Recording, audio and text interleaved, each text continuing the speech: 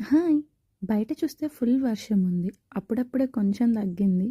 And మా ఇంటి దగ్గరలో ఒక చిన్న పార్క్ లాగా ఉంది. అండ్ దాని లోపలికి వెళ్తే అదేం చిన్నది కాదు, చాలా పెద్దదని అర్థమైంది. అలా వర్షం పడింది కాబట్టి మంచి వాక్‌కెళ్దామని ఫిక్స్ అయ్యాము.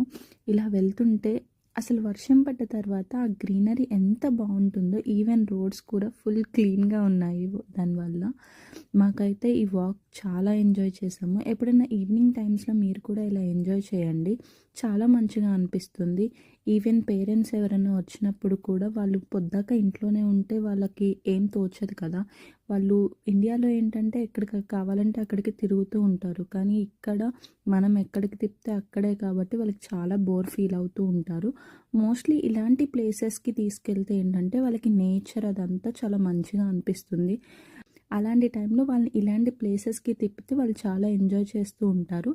అదే భాగంగా మేము కూడా తీసుకొచ్చాము. ఎందుకంటే అత్తయ్య వాళ్ళొచ్చారు కదా! వాళ్ళని కొంచెం తిప్పాలి అన్నట్టుగా. మేమైతే ఈ వాక్‌ని చాలా ఎంజాయ్ చేశాము. మీరు మీ ఈవినింగ్ ఎలా ఎంజాయ్ చేస్తున్నారో కామెంట్ సెక్షన్‌లో కామెంట్ చేయండి.